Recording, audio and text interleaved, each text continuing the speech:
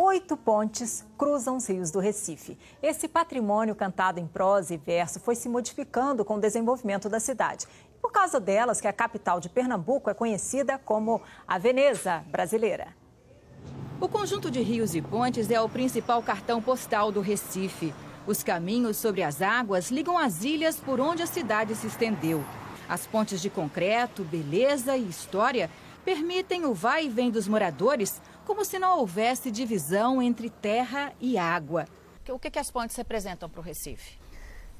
A vida, a veia, a circulação. E hoje nem sequer pode imaginar a existência com circulação de veículos de toda a natureza do Recife sem ponte. Por causa das pontes, o Recife é chamado de Veneza brasileira.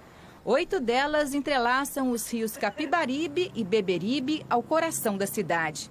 É muito lindo, né? Começar o dia assim, olhando para essa vista da cidade de Recife. É um dos lugares mais bonitos daqui. Antes de chegar ao mar, os dois rios se juntam e seguem sob a Ponte Buarque de Macedo, a mais extensa do centro da cidade, com 290 metros de comprimento.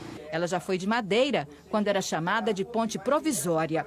A primeira ponte construída sobre o rio Capibaribe em 1643 ficava exatamente aqui, onde está a Ponte Maurício de Nassau. Ela tinha outro nome, era chamada de Ponte do Recife. A mais antiga era de madeira, que foi substituída por uma de ferro trazida da Europa e depois por essa de concreto, 101 anos atrás. Quase todas as pontes passaram por transformações. A Maurício de Nassau era assim, estreita. Foi preciso aumentar e reforçar a estrutura para abrir caminho para carros e pedestres. A partir das pontes, é possível redescobrir a cidade. A Ponte da Boa Vista continua exatamente como era no passado. No começo do século XX, os bondes circulavam sobre ela. A Ponte Velha também não mudou. Lá estão os postes de ferro e os gradis rebuscados que atravessam os anos. Pena que a ponte giratória não existe mais. Sobraram os pilares de sustentação, quase abaixo da substituta, construída nos anos 70.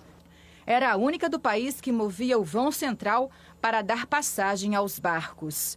A ponte giratória era um caso único e era espetacular. Era uma coisa que seria para o Recife, se não fosse a estupidez de ter sido desmontada, seria uma curiosidade da América. Quem quiser conhecer as pontes do Recife de um ângulo diferente e assim bem de perto mesmo, é só embarcar nesse passeio que tem atraído cada vez mais os turistas.